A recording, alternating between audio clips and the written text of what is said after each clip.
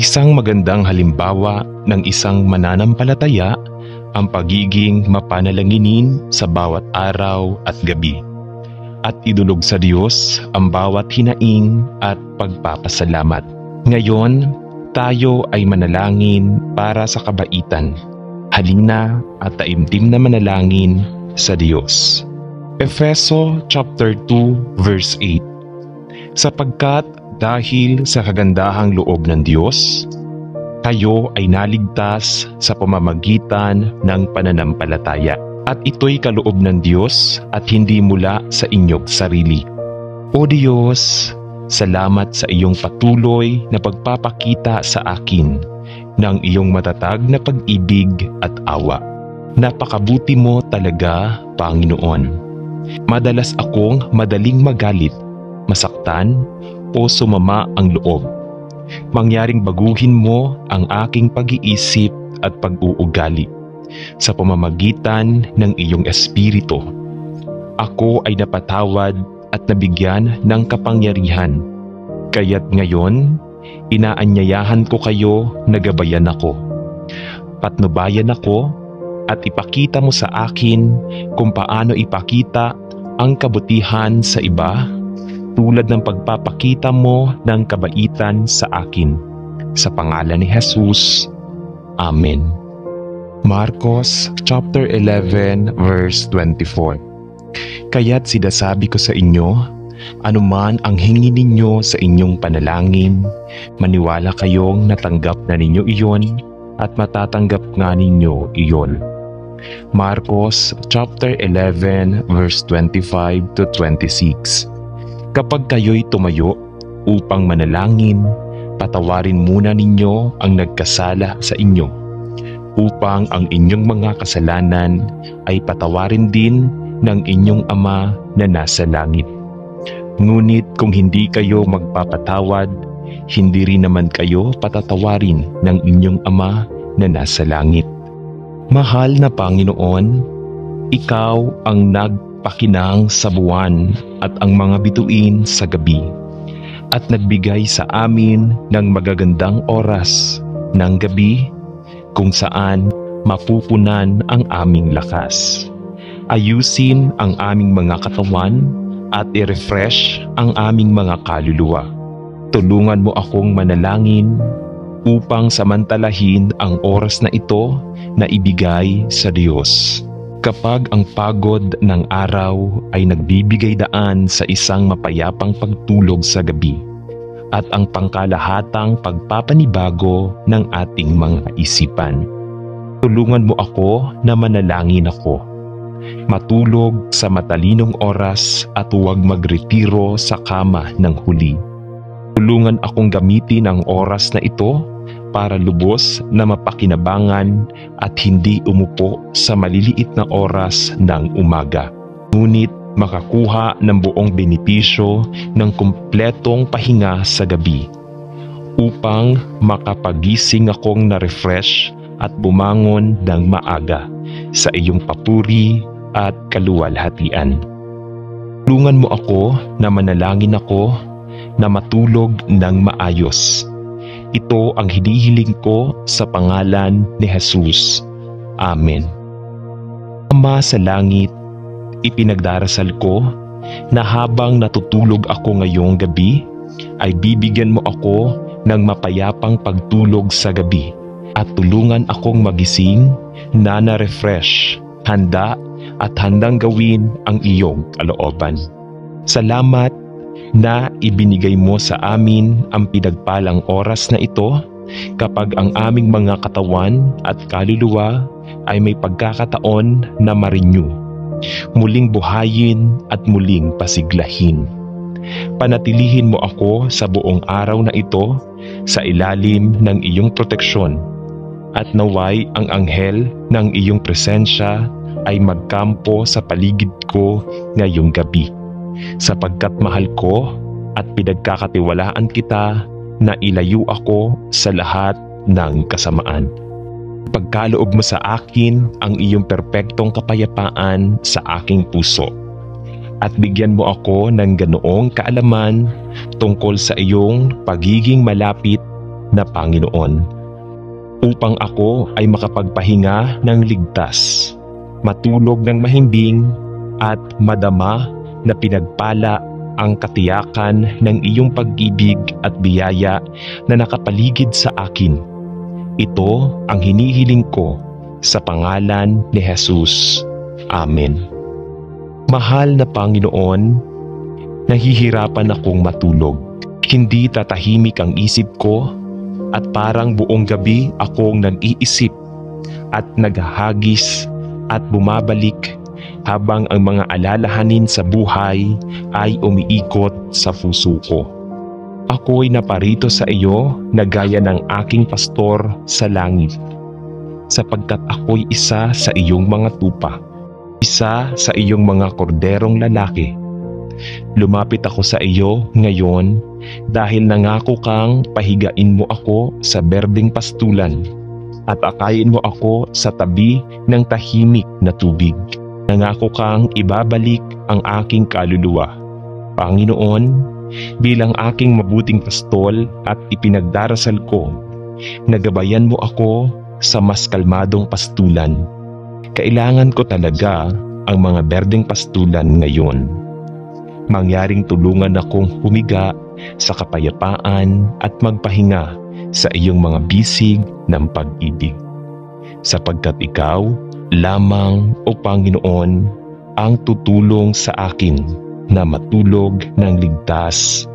Amen. Ama sa langit, alam mo na nagdurusa ako sa isang patuloy na karamdaman sa pagtulog at tila hindi ito bumubuti. Dumating ako sa iyo ng mapagpakumbaba upang hilingin na ikaw ay tumingin sa awa sa aking sitwasyon at bigyan ako ng kagalingan at lakas na kailangan ko upang makakuha ng isang magandang pagtulog sa gabi. Lord, I find myself going to bed and worrying that I will not get to sleep and it turns into a vicious circle. And so I ask that you would quiet my mind, still my heart, and comfort my soul. Ama, hindi ko alam kung ano ang gagawin, ngunit sinabi mo na dapat nating ibigay ang lahat ng ating mga problema at problema sa iyo. At kaya ngayong gabi, ibinibigay ko ang lahat ng aking pag-aalaga sa iyo at ipinagdarasal na gumawa ka ng isang gawain sa akin upang bigyang daan ako, upang mapagtagumpayan ang hindi kasiyasiyang karamdaman sa pagtulog. At ibibigay ko sa iyo ang lahat ng papuri at kaluwalhatian sa pangalan ni Jesus ay nananalangin ako. Amen. Mahal na Panginoong Jesus, salamat sa pagsama mo sa akin ngayon at para sa kasiyahan at pagkain at masayang panahon na naranasan ko ngayon. Salamat sa pagmamahal mo sa akin at sa pag-aalaga sa akin. At salamat sa aking pamilya at mga kaibigan. Mangyaring patuloy na alagaan ako at makasama ako habang natutulog ako. At pagpalain ang lahat ng aking mga kaibigan at pamilya. Alagaan mo kami sa buong gabi at nasa tabi ko kapag nagising ako, nagdarasal ako. Ikinalulungkot ko ang mga bagay na nagawa kong mali ngayon at hinihiling sa iyo na patawarin ako. Salamat na hindi ka tumitigil sa pagmamahal sa akin. Kahit na malikot ako, tulungan mo akong maging mabuti. Tulungan mo akong makinig sa aking mga magulang at sundin sila. At tulungan mo akong makinig sa karunungan ng iba pang matatanda. Salamat Jesus sa pagkamatay mo sa krus upang tanggapin ang kaparusahan na nararapat sa akin para sa aking mga kasalanan. At salamat sa muling pagbangon upang ako ay makapunta sa langit upang makasama ka magpakailanman. Salamat Jesus, salamat, salamat. Amen. Ama, habang ang mga anino ng gabi ay tumatahak sa kalangitan sa gabi, nagpapasalamat ako sa iyo na ako ay bahagi ng iyong makalangit na pamilya at na sa buong mundo ay laging may nag-aangat ng kanilang mga kamay at puso upang purihin at sambahin ka. Panginoon, ngayong gabi ay nagpapasalamat ako sa aking mga kapatid sa buong mundo at itinataas ang bawat isa. Nananalangin na ikaw lang ang kailangan ng bawat isa. At Panginoon, habang ako ay tumatahan para sa gabi, ay itinataas ang aking mga kamay at puso sa iyo. Ipinagdarasal ko na ibigay mo sa akin at sa lahat ng iyong mga anak ang pahinga at pampalamig na kailangan natin sa mga oras ng kadiliman, upang tayo ay maging handa at handa sa pag-iisip at espiritual upang harapin ang kahirapan ng araw. Panoorin ang mga natutulog, i-renew ang mga pagod, i-refresh ang mga pagod, pagalingin ang mga may sakit, pakainin ang mga nagugutom, maawa sa mga apektado at protektahan ang mga nasa panganib. Tinatanong natin ito sa pangalan ni Hesukristo na ating Panginoon at Tagapagligtas. Amen.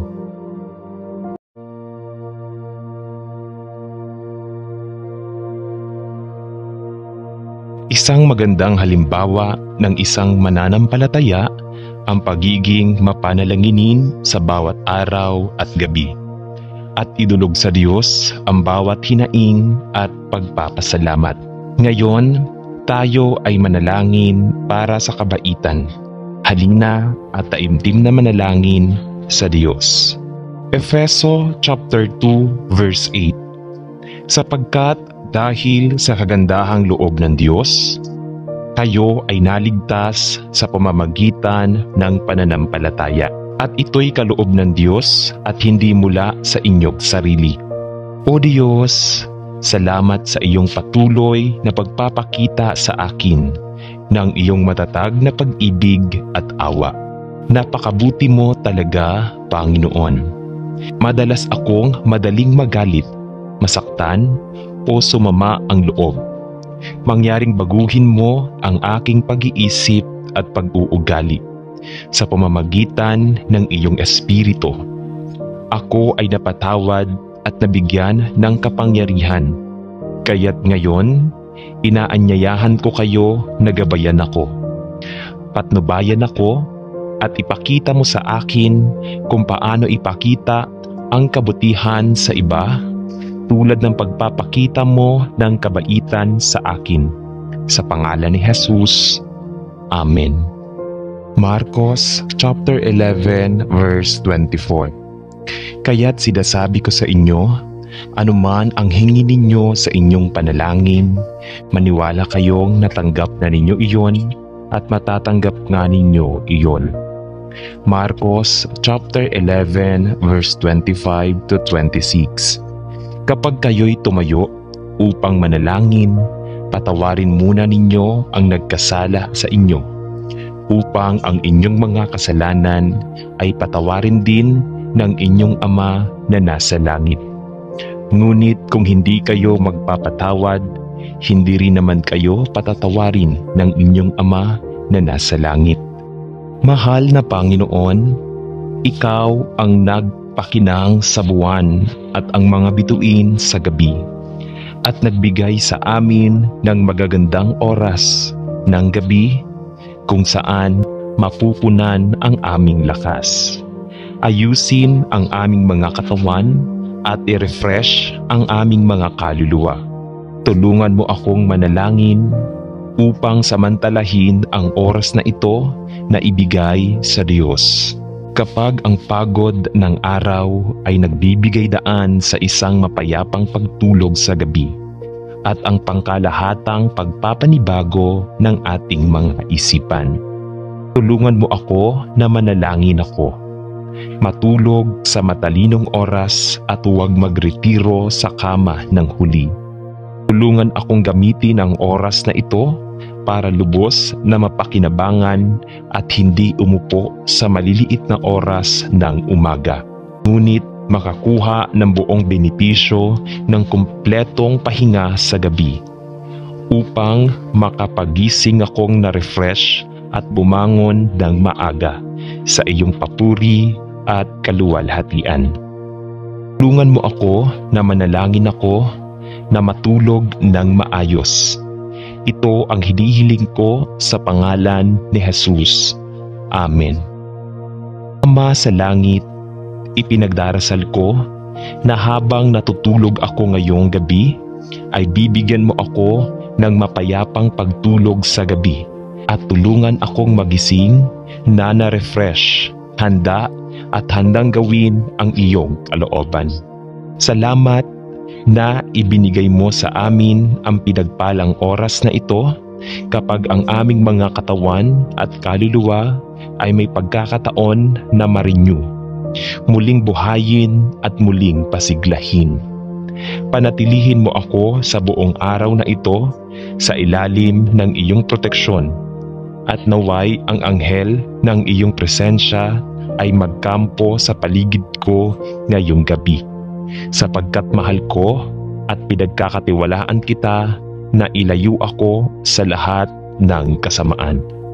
Pagkaloob mo sa akin ang iyong perpektong kapayapaan sa aking puso at bigyan mo ako ng ganoong kaalaman tungkol sa iyong pagiging malapit na Panginoon, upang ako ay makapagpahinga ng ligtas, matulog ng mahimbing at madama na pinagpala ang katiyakan ng iyong pag-ibig at biyaya na nakapaligid sa akin.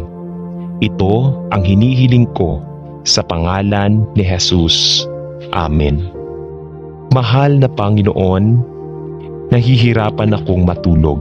Hindi tatahimik ang isip ko at parang buong gabi akong nag-iisip at naghahagis at bumabalik habang ang mga alalahanin sa buhay ay umiikot sa puso ko. Ako'y naparito sa iyo na gaya ng aking pastor sa langit, sapagkat ako'y isa sa iyong mga tupa, isa sa iyong mga korderong lalaki. Lumapit ako sa iyo ngayon dahil nangako kang pahigain mo ako sa berdeng pastulan at akayin mo ako sa tabi ng tahimik na tubig. Nangako kang ibabalik ang aking kaluluwa. Panginoon, bilang aking mabuting pastol at ipinagdarasal ko, nagabayan mo ako sa mas kalmadong pastulan. Kailangan ko talaga ang mga berdeng pastulan ngayon. Mangyaring tulungan akong humiga sa kapayapaan at magpahinga sa iyong mga bisig ng pag-ibig. Sapagkat ikaw lamang, O Panginoon, ang tutulong sa akin na matulog ng ligtas. Amen. Ama sa langit, alam mo na nagdurusa ako sa isang patuloy na karamdaman sa pagtulog at tila hindi ito bumubuti. Dumating ako sa iyo ng mapagpakumbaba upang hilingin na ikaw ay tumingin sa awa sa aking sitwasyon at bigyan ako ng kagalingan at lakas na kailangan ko upang makakuha ng isang magandang pagtulog sa gabi. Lord, I find myself going to bed and worrying that I will not get to sleep and it turns into a vicious circle. And so I ask that you would quiet my mind, still my heart, and comfort my soul. Ama, hindi ko alam kung ano ang gagawin, ngunit sinabi mo na dapat nating ibigay ang lahat ng ating mga problema at problema sa iyo. At kaya ngayong gabi, ibinibigay ko ang lahat ng aking pag-aalaga sa iyo at ipinagdarasal na gumawa ka ng isang gawain sa akin upang bigyang daan ako, upang mapagtagumpayan ang hindi kasiyasiyang karamdaman sa pagtulog. At ibibigay ko sa iyo ang lahat ng papuri at kaluwalhatian sa pangalan ni Jesus ay nananalangin ako. Amen. Mahal na Panginoong Jesus, salamat sa pagsama mo sa akin ngayon at para sa kasiyahan at pagkain at masayang panahon na naranasan ko ngayon. Salamat sa pagmamahal mo sa akin at sa pag-aalaga sa akin. At salamat sa aking pamilya at mga kaibigan. Mangyaring patuloy na alagaan ako at makasama ako habang natutulog ako. At pagpalain ang lahat ng aking mga kaibigan at pamilya. Alagaan mo kami sa buong gabi at nasa tabi ko kapag nagising ako, nagdarasal ako.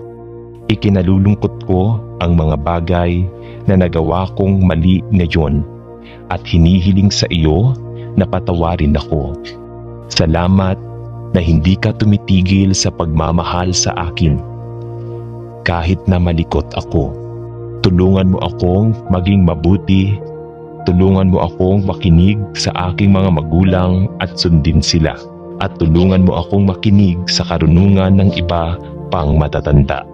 Salamat Jesus sa pagkamatay mo sa krus upang tanggapin ang kaparusahan na nararapat sa akin para sa aking mga kasalanan. At salamat sa muling pagbangon upang ako ay makapunta sa langit upang makasama ka magpakailanman. Salamat Jesus, salamat, salamat. Amen. Ama, habang ang mga anino ng gabi ay tumatahak sa kalangitan sa gabi, nagpapasalamat ako sa iyo na ako ay bahagi ng iyong makalangit na pamilya at na sa buong mundo ay laging may nag-aangat ng kanilang mga kamay at puso upang purihin at sambahin ka. Panginoon, ngayong gabi ay nagpapasalamat ako sa aking mga kapatid sa buong mundo at itinataas ang bawat isa. Nananalangin na ikaw lang ang kailangan ng bawat isa. At Panginoon, habang ako ay tumatahan para sa gabi, ay itinataas ang aking mga kamay at puso sa iyo.